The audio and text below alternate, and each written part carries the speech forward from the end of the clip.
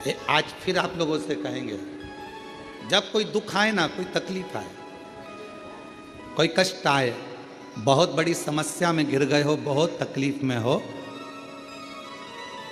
उल्टे हाथ की हथेली पर बेलपत्र सीधे हाथ से उस पर रखकर शिव का स्मरण करिए, शंकर को याद करिए। श्री शिवाय नमस्तुभ्यं, श्री शिवाय नमस्तुभ्यं। फिर सीधे हाथ में बेलपत्र लेकर बाबा को प्रार्थना कर कर शिवलिंग पर समर्पित कर दीजिए। एक लोटा जल शिव को चढ़ाओ, प्रार्थना करो, विनय करो। अब लोग कहते हैं गुरुजी एक बेलपत्र हम शिव जी को चढ़ी हुई उठाकर लाते हैं, बाबा से औषधि के रूप में लेकर आते हैं, तो ये बेलपत्र है तो पेड़ की, वृक्ष की, ये इतनी अमृत कैसे हो जाती है कि लोगों की बीमारियां ठीक हो जाती हैं, तकलीफें ठीक हो जाती हैं, शुगर लेवल में हो जाती है, बीपी, थायराइड सब ठीक हो जाता है, सोराइसिस जैसी बीमारियां ठीक हो जाती हैं, किडनी लीवर जैसा ठीक हो जाता है। एक बेलपत्र इतना औषधि का कार्य कैसे कर जाता है? तो शिव महापुराण में वर्णन किया, उमा संहिता के अंतर्गत 68 करोड़ तीर्थ एक बेलपत्र के वृक्ष में है। एक बेलपत्र के वृक्ष की पत्ती जब शिवजी पर चढ़ती है बेलपत्र और हम उसको लेकर आते हैं तो 68 करोड़ तीर्थ का जो प्रसाद होता है, 68 करोड़ तीर्थ में जितनी हजारों हजार नदियां पवित्र हैं, कुंड पवित्र हैं, सरोवर पवित्र हैं, वहाँ जाकर हमने आचमन नहीं करा, पर शिवजी पे चढ़ी हुई बेलपत्र जब हम मुख में रखते हैं, शिवजी पे चढ़ा हुआ जल जब हम आचमन करते हैं तो वो 68 करोड़ तीर्थ का आचमन हो जाता है और हमारा रोग समाप्त हो। एक बेलपत्र के वृक्ष में 68 करोड़ तीर्थ होते हैं। कितने तीर्थ हैं? 68 करोड़।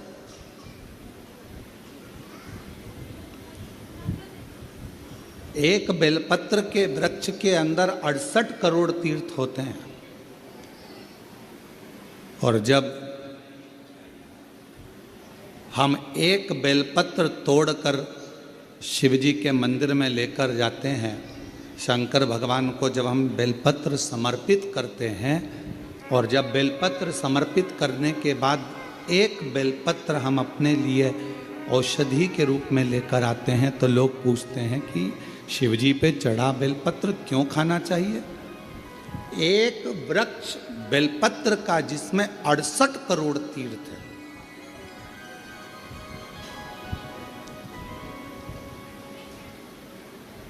हम तो 68 करोड़ तीर्थ कभी नहीं गए, पर आप लोगों में से हो सकता है कि कोई होकर आया हो तो बात दूसरी, पर आज भी फुल कॉन्फिडेंस से कहते हैं कि हम एक बेलपत्र के वृक्ष की परिक्रमा करते हैं, उसके चरणों में जाते हैं और एक बेलपत्र उठाकर जब हम शिवजी को चढ़ाते हैं तो 68 करोड़ तीर्थ का पुण्य हमारे भाग्य में आ जाता है। और इतने पवित्र तीर्थ, हजारों हजारों नदियाँ, हजारों हजारों कुंड, हजारों हजारों बावड़ियाँ, सरोवर, तालाब भारत की भूमि पर विराजमान है। कुछ तीर्थ भारत की भूमि के बाहर भी, जैसे पशुपतिनाथ नेपाल में, माँ हिंगलाज माता पाकिस्तान में, ऐसे कई तीर्थ बाहर भी हैं। अब 68 करोड़ तीर्थ हम कभी नहीं गए, पर हमने हमारी जिंदगी में एक नियम हमेशा बना कर रखा कि कार्तिक के महीने में बेलपत्र के वृक्ष की परिक्रमा और बेलपत्र के वृक्ष के नीचे एक घी का दीप जलाने का नियम बनाया। तो ये हमें विश्वास है कि हमारे 68 करोड़ तीर्थ पूरे हो। 68 करोड़। आप सभी के स्मरण में होगा, एक माता देवी भागवत कहती है, मां ललिता, जिसको स्वयं भगवान ब्रह्मा, स्वयं भगवान नारायण, स्वयं भगवान शिव, स्वयं इंद्र, गरुण, वरुण, सारे देवता, माँ जगज्जननी जगदम्बा अम्बा दुर्गा भवानी का एक स्वरूप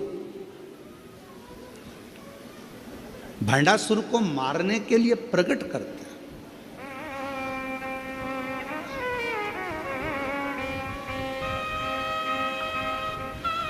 और काय से प्रकट किया? मां ललिता अम्बा को कैसे प्रकट कर लिया? तो कहा मां ललिता अम्बा को प्रकट करने के लिए भगवान नारायण ने बेलपत्र के वृक्ष की छांव में तप किया हजारों वर्ष तक।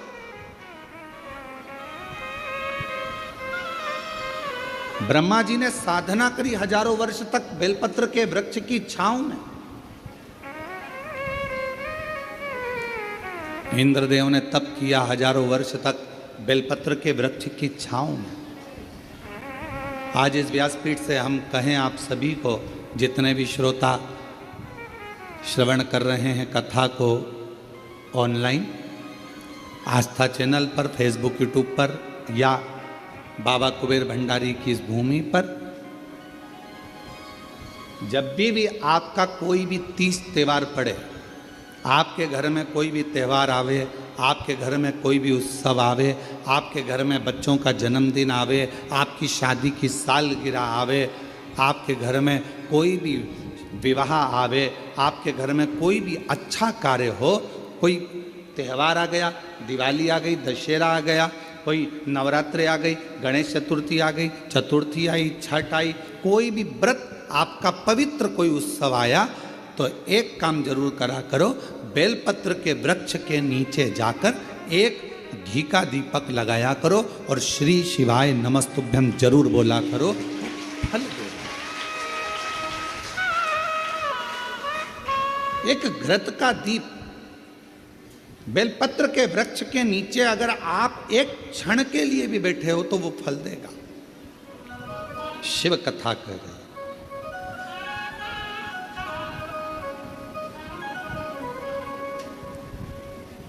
एक देवी, श्रीमद् देवी भागवत का ये चरित्र कहता है, एक देवी मां ललिता अम्बा, एक ऐसी मां जगज्जननी जगदम्बा अम्बा दुर्गा भवानी, मां ललिता अम्बा, मां ललिता देवी, मां जगदम्बा, ऐसी जगदम्बा जिनको प्रकट करने के लिए स्वयं भगवान विष्णु बेलपत्र की छांव में बैठते हैं, जिनको प्रकट करने के लिए स्वयं ब्रह्मदेव बेलपत्र की छांव में बैठते हैं, जिनको प्रकट करने के लिए स्वयं इंद्र बेलपत्र की छांव में बैठते हैं,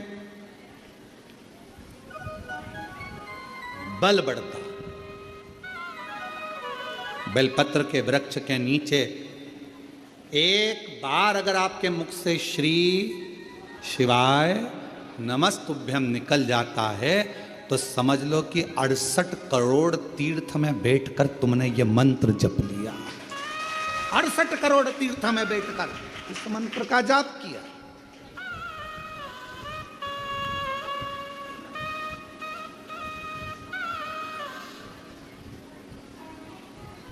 और मानो तो गंगा माहू, ना मानो तो बहता पानी। आप मानो तो शिव है, आप मानो तो जगज्जननी जगदम्बा है, आप मानो तो आदि शक्ति माँ दुर्गा है, आप मानो तो शिव की स्तुति है, आप मानो तो कुबेरेश्वर धाम के कंकर में शंकर है, और अगर नहीं मानो तो अपनी मर्जी। आपने माना वो मिला।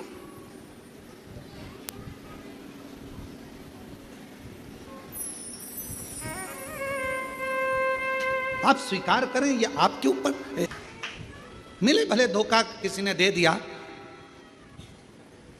न्याय तो वही करता है, और उसका जब न्याय होता है तो सारे पन्ने खोल दिए जाते हैं और आखिरी में मेरा शंकर भगवान हाथ पकड़कर पार उतार देता है।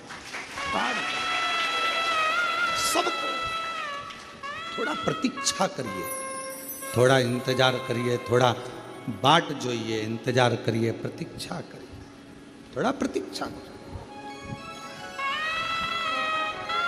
प्रार्थना करो, विनय करो। लोग हमसे कहते हैं क्यों गुरुजी, बहुत लोग तप करते हैं, साधना करते हैं, आराधना करते हैं, व्रत करते हैं, उपवास करते हैं, कोई नग्न पैर रहता है, कोई कुछ करता है, कोई कुछ करता है, पूरे नवरात्रे लोग साधना में तप में लगे रहते हैं। आप क्या करते हो? हम एक ही काम करते हैं, शिव जी के उस पवित्र बेलपत्र के वृक्ष के नीचे बैठकर श्री शिवाय नमस्तुभ्यं, श्री शिवाय नमस्तुभ्यं, एक ही। और जहां जहां बेलपत्र के वृक्ष लगे हैं, 11 बेलपत्र के वृक्ष के नीचे जाते हैं, झाड़ू लगाते हैं, साफ करते हैं, जल चढ़ाते हैं, बेलपत्र के वृक्ष के नीचे झाड़ू पोछा कर कर आ जाते हैं, उसको झाड़ू लगा कर आ जाते हैं। ये भी हमारा व्रत है, यही हमारी साधना, यही हमारा तप है। नवरात्रे में माँ जगत जननी दुर्गा भवानी, माँ आद्य शक्ति, माँ भवानी, माँ जगदम्बा, माँ ललिता, माँ कुष्मांडा, माँ स्कंदा, माँ कालरात्रि, माँ जगत जननी बेलपत्र के वृक्ष में 64 योगनियां देवियां सब विराजमान, उस बेलपत्र के नीचे जल चढ़ाकर सबका आशीर्वाद प्राप्त।